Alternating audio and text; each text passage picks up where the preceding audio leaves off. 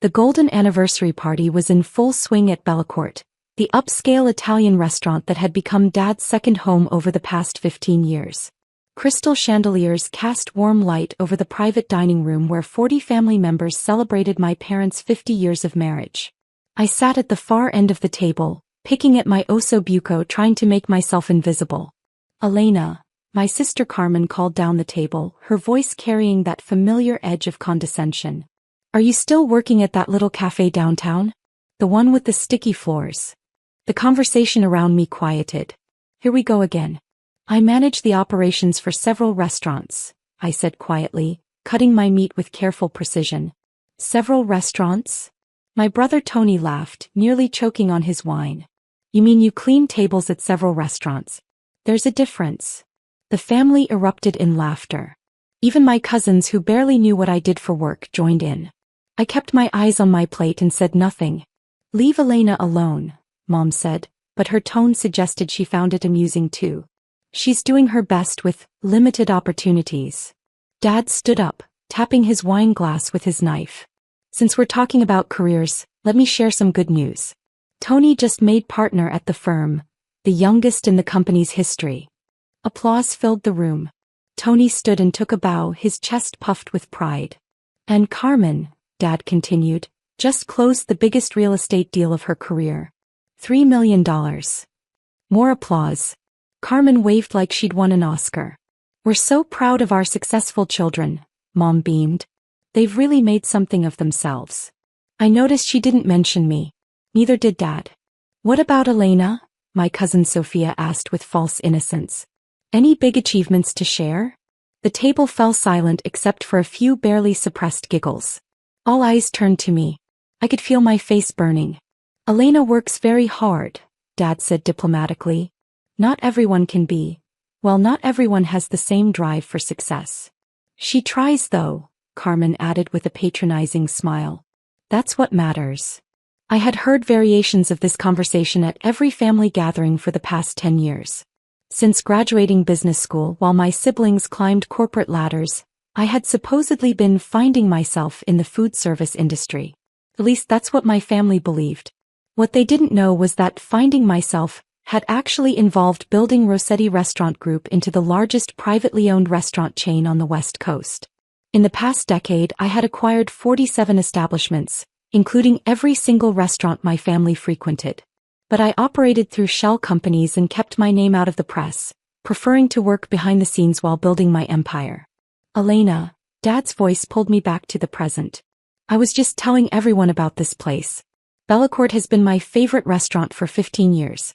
The owner, Giuseppe, and I have become close friends. Actually, Giuseppe had sold the restaurant to me 3 years ago when he wanted to retire. I'd kept him on as head chef and maintained the authentic Italian atmosphere he'd created. Dad had no idea that every meal he'd eaten here for the past 3 years had been subsidized by his unsuccessful daughter. Giuseppe always takes such good care of us, Dad continued.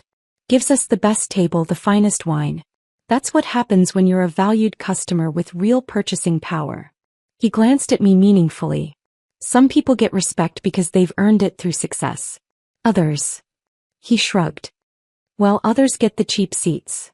Speaking of which, Tony interjected, grinning maliciously, Elena, are you sure you can afford to eat here? This place is pretty expensive for someone in the service industry. I invited her, Mom said quickly. It's our anniversary. Family should be together. Even family members who embarrass us? Carmen muttered, loud enough for everyone to hear. I set down my fork and looked around the table. 40 family members, all successful in their own ways, all completely unaware that the failure among them was actually the most successful person in the room. I should probably go, I said quietly, reaching for my purse. No, wait, Dad said, standing up abruptly. Since you brought up embarrassment, Carmen, maybe it's time we addressed this directly. Oh no. I could see where this was heading. Elena, Dad's voice carried across the dining room, causing conversations at other tables to pause. You're 34 years old. You live in a studio apartment, drive a car that's older than some of my employees' children, and work in food service. Don't you think it's time to get serious about your life? Dad, I started, but he held up his hand. Let me finish. Your siblings have careers, homes, futures. You have, what exactly? A part-time job wiping down tables. I don't wipe down tables, I said quietly. Right, you're manager. Of what? 3 employees at some dive cafe. The entire family was watching now. Even the waiters had stopped moving. Here's the thing, Elena. This restaurant, Bellacorte, represents the kind of establishment that successful people frequent. This is where business deals are made, where important people dine, where families with actual achievements celebrate their success. He gestured around the elegant dining room. This is my restaurant. Not officially, but in every way that matters. Giuseppe respects me. The staff knows me. I've probably spent $50,000 here over the years. More like 75,000, I thought to myself, having reviewed the books. People like me belong in places like this, Dad continued, his voice getting louder. People who've built something, who've achieved something, who matter in this world. And people like me? I asked quietly. People like you belong at Denny's. The family erupted in nervous laughter. A few people applauded. In fact, Dad said, warming to his theme, I think it's inappropriate for you to even be here tonight. This is a celebration of success, of achievement, of 50 years of building something meaningful. Your presence here is uncomfortable. Roberto, Mom said weakly, but she didn't really object. No, Maria, it needs to be said. Elena, I'm proud of Tony and Carmen because they represent the best of our family. They're successful, respected contributors to society. He paused dramatically. You're a disappointment. The room was completely silent now. So here's what's going to happen, Dad announced. This is my restaurant. I've earned the right to decide who's welcome here and who isn't. And you, Elena, are not welcome here. You're banned. Permanently. Banned. I repeated softly. Banned. Don't come back. Find restaurants that cater to your economic level. This place is for successful people only. The family burst into applause. Tony whistled. Carmen clapped enthusiastically. Even my teenage nephew joined in. This is my restaurant, you're banned forever, Dad declared triumphantly. I stood up slowly, gathering my purse and coat. The entire dining room was watching. Other patrons had turned in their chairs to witness the spectacle. Okay, I said simply. Okay. Dad seemed surprised by my calm response. That's it? No argument? No tears? I smiled at him, a genuine, peaceful smile. You're absolutely right, Dad. This is your restaurant. You've earned the right to decide who belongs here. I walked toward the exit, stopping briefly at his chair. Happy anniversary, Mom and Dad. I hope you enjoy the rest of your celebration.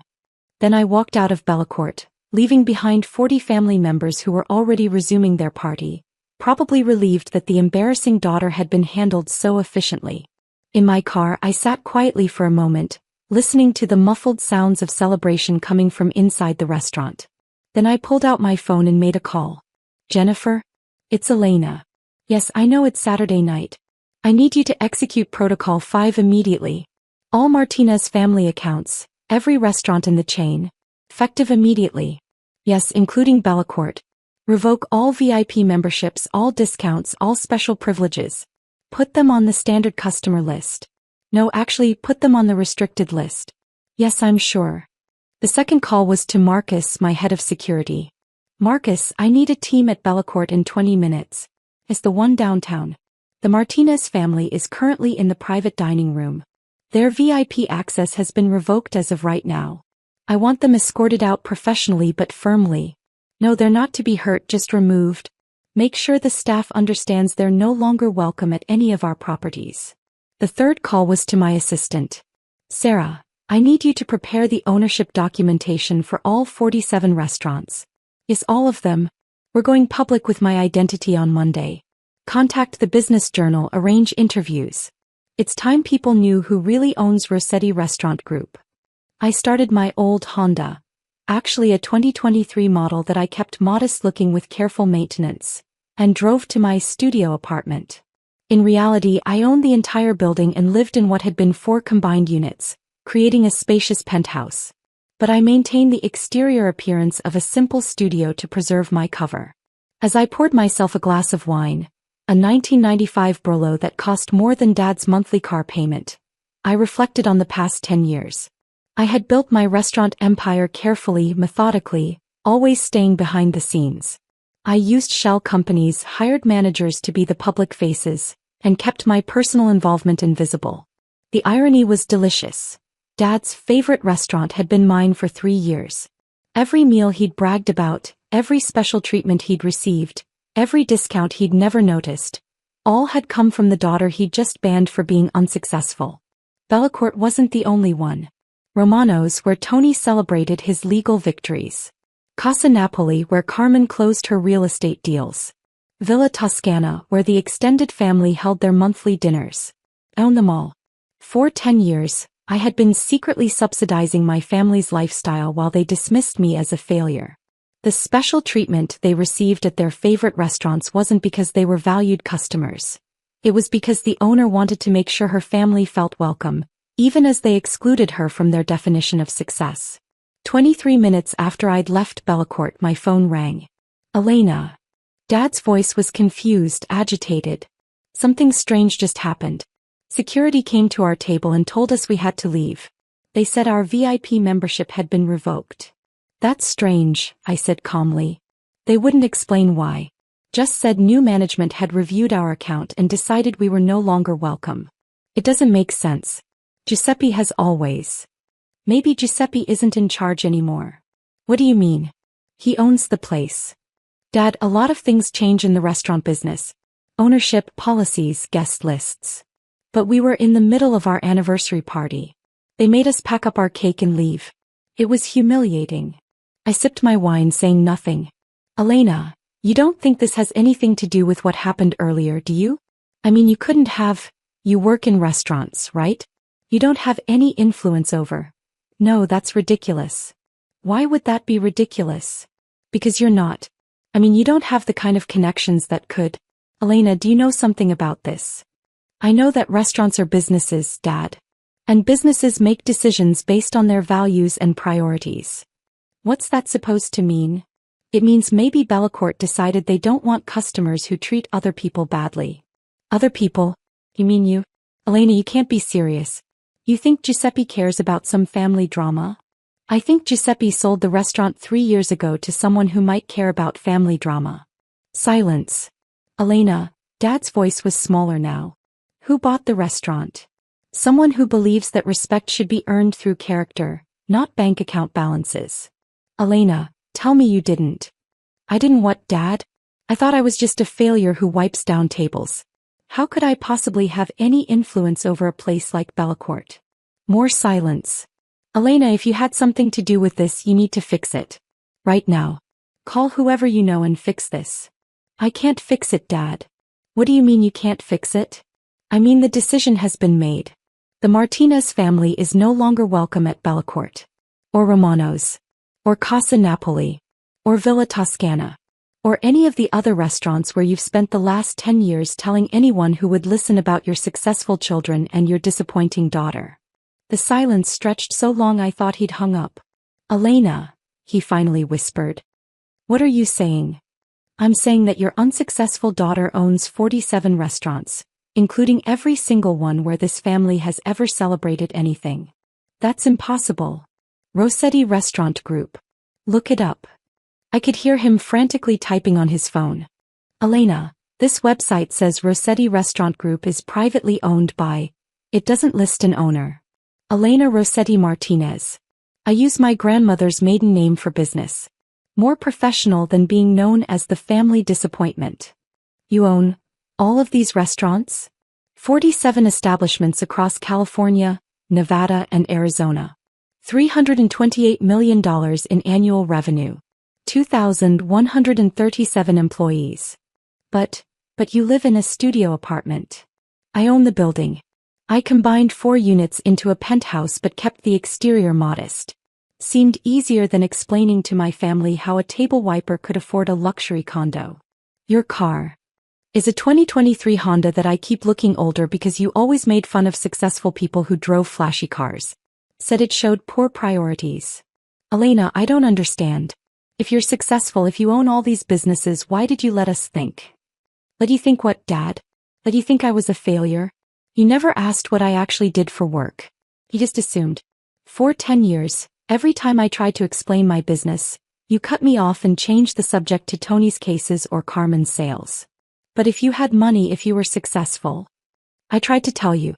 Remember 5 years ago when I suggested we could cater Tony's wedding through my connections in the industry? You laughed and said you didn't want some dive cafe handling your son's special day.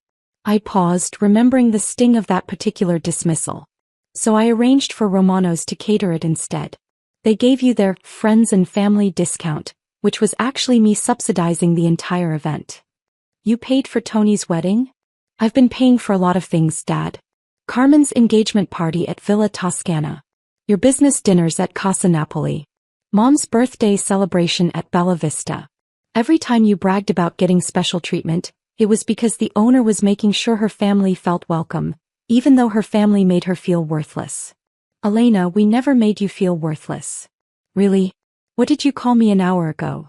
Silence. You called me a disappointment. You said I was an embarrassment. You banned me from your restaurant because I wasn't successful enough to belong there. I didn't know. You didn't want to know. It was easier to have a failure in the family. Made everyone else feel better about their modest successes. Elena, please. Come back. Let's talk about this. I can't come back, Dad. I'm banned, remember? I'll fix that. I'll talk to Giuseppe. Giuseppe retired 3 years ago to Italy. He's living very comfortably on the money I paid him for his restaurant. Then I'll talk to the new owner. You are talking to the new owner. Elena, please. We can work this out. Can we? Because 30 minutes ago, you told 40 family members that I was a disappointment who didn't belong in places where successful people gather. Now you want to work things out because you've discovered I'm more successful than all of you combined. We made a mistake. You made a choice. For 10 years you made the same choice over and over again. You chose to see me as a failure instead of asking about my success. You chose to mock my lifestyle instead of understanding my strategy. You chose to exclude me from family conversations about business instead of realizing I might have valuable insights. What can we do to fix this? I don't know if you can fix it, but if you want to try, it starts with understanding what you actually did tonight. You didn't just hurt my feelings or make a social error. You revealed who you really are as people. We're your family. Family doesn't ban family from restaurants for being unsuccessful. Family doesn't applaud when one member gets publicly humiliated. Family doesn't celebrate someone's exclusion. I could hear voices in the background, the rest of the family demanding explanations about why they'd been kicked out of the restaurant. Elena, everyone's asking questions. What should I tell them? Tell them the truth. Tell them that the family failure actually owns every restaurant where you've ever celebrated your successes. Tell them that the daughter you just disowned employs more people and generates more revenue than all of your careers combined. And then what? Then you decide what kind of family you want to be. Do you want to be the kind of family that supports each other, or the kind that needs someone to fail so everyone else can feel successful? We want to support you. You want to support me now that you know I don't need your support. That's not the same thing. I finished my wine and walked to my window looking out at the city lights. Dad, I'm going to hang up now. I have a board meeting tomorrow morning to discuss expanding into Portland and Seattle. Elena, wait. The family is welcome to attend the grand opening of our newest location next Friday. It's a 5-star establishment downtown. Invitation only. I'll put you on the list if you can treat me with the same respect you show other successful business owners. Of course we can. We'll see. Monday morning brought a flurry of media attention. The Business Journal ran a front-page story. Mystery mogul revealed. Local woman built restaurant empire in secret. The article included photos of me at various restaurant openings, though I'd always stayed in the background. By noon my phone was ringing constantly. Tony called first. Elena, I just saw the newspaper. This has to be some kind of mistake. The article says you're worth over $100 million. The article is conservative. Forbes estimates my net worth at closer to $200 million, but they're using outdated valuations. But you're a waitress. I was never a waitress, Tony. I'm a business owner. I own the restaurants where waitresses work. Then why did you let us think? Let you think what? You never asked. You assumed I was a waitress and made jokes about it for 10 years. I corrected you dozens of times, but you preferred your assumptions. Carmen called 20 minutes later. Elena, I just got off the phone with my real estate contacts. They're telling me you own more commercial property than anyone in the county. Is that true? Probably. I own 47 restaurant locations plus the buildings they're housed in. Also 3 hotels and a catering company. But your apartment is a penthouse that takes up an entire floor. I own the building. Why didn't you tell us? I tried to tell you. Remember last Christmas when I offered to help you find a better location for your office? You said real estate was too complicated for someone who worked in food service to understand. I didn't mean. You meant exactly that. And when I offered to invest in your business expansion, you said you needed serious investors, not family charity. Oh my God. The irony is that I've been your biggest client for 3 years. Every restaurant property you've sold to anonymous corporate buyers? That was me. I've probably generated more commission for you than any other client. Mom called that evening. Elena, I'm so confused. The newspaper says you've been successful for 10 years. But you always seem to struggle financially. I never struggled financially, Mom. I chose to live modestly while building my business. There's a difference. But when we offered to help with your rent, I never needed help with rent. I was being polite when I thanked you for the offers.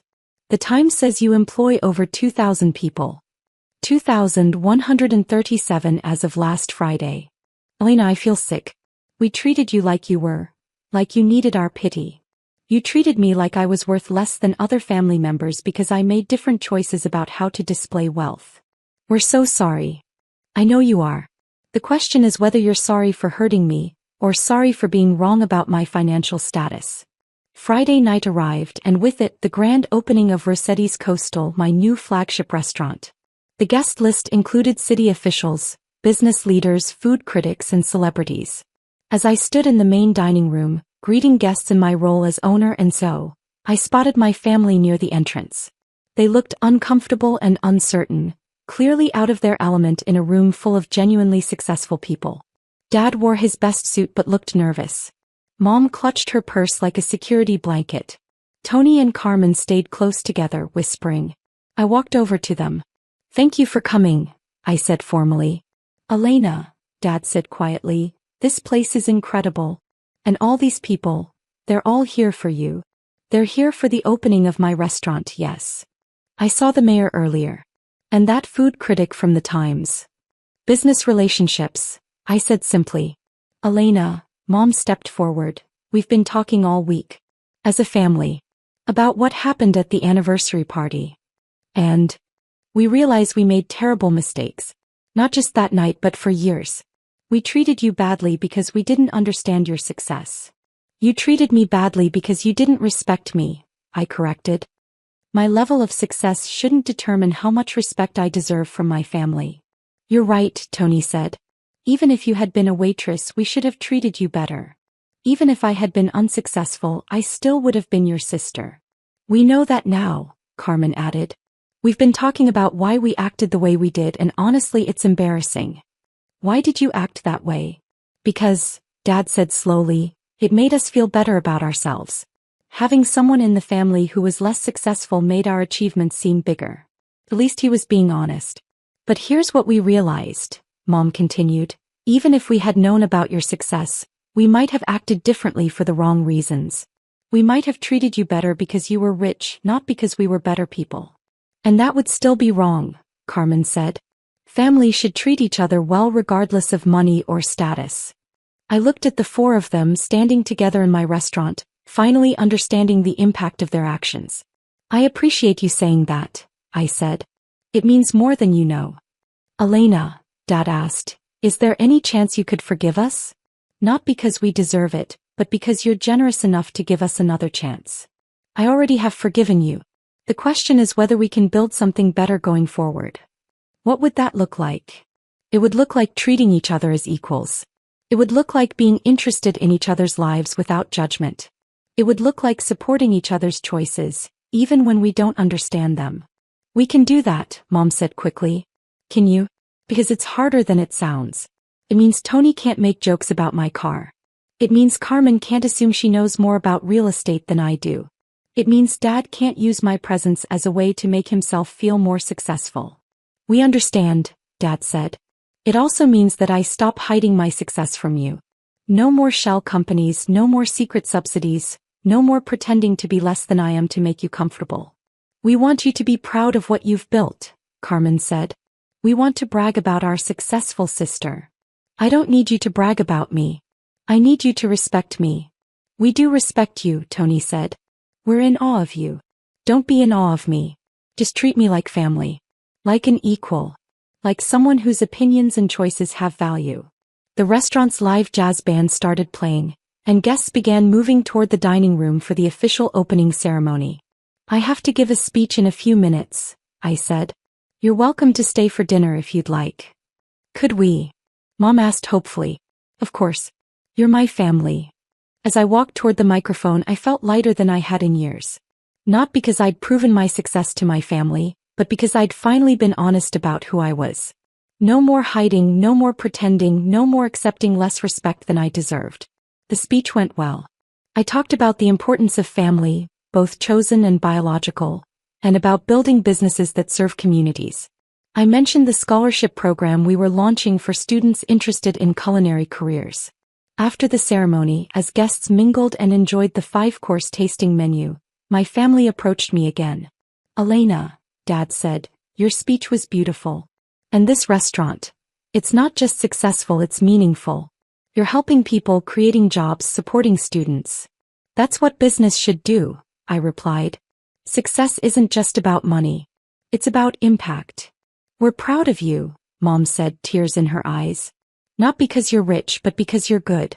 You've been good all along and we were too blind to see it. Thank you for saying that. Can we start over? Carmen asked. Not pretend the past didn't happen but start building something better? I'd like that. Tony stepped forward. Elena, would you be willing to give me some business advice? My firm is struggling and I realize I've been too proud to ask for help. I'd be happy to help. And I'd love to learn about the restaurant business, Carmen added. Maybe we could work together on some property investments. Maybe we could. As the evening wound down and guests began to leave, my family helped me greet the remaining VIPs and business partners. It felt natural, easy, like this was how it always should have been. Later, as we sat around a corner table sharing dessert, Dad raised his wine glass. To Elena, he said, who taught us that success isn't about what you have, it's about who you are. And who you are is pretty extraordinary. To family, I countered, who learns to see each other clearly. To second chances, Mom added. To respect, Tony said. To treating each other as equals, Carmen finished. We clicked glasses and for the first time in 10 years, I felt like I truly belonged at my own family's table. 3 months later, Tony's law firm had restructured based on my business recommendations and was showing steady growth. Carmen and I had partnered on 2 successful restaurant property acquisitions. Mom had started volunteering with our culinary scholarship program. Dad had become one of my most effective business advisors, his experience in client relations proving invaluable. But more importantly, we had learned to be a family again. Not perfect but real. Not built on financial status or professional achievement, but on respect, honesty, and genuine care for each other. Sometimes the greatest victory isn't proving how wrong people were about your failures. Sometimes it's showing them how right you were about what family should be. The morning after Rossetti's Coastal was reviewed by The Times, a glowing 5-star review that called it a masterclass in culinary excellence and community impact, Dad called me. Elena, I saw the review. Congratulations. Thank you. I have a question though. What's that? The reservation system for Rossetti's Coastal shows a 6-month waiting list. But somehow our whole family got a table for Sunday dinner next week. How is that possible? I smiled. Because family always has a place at my table, Dad. No matter what.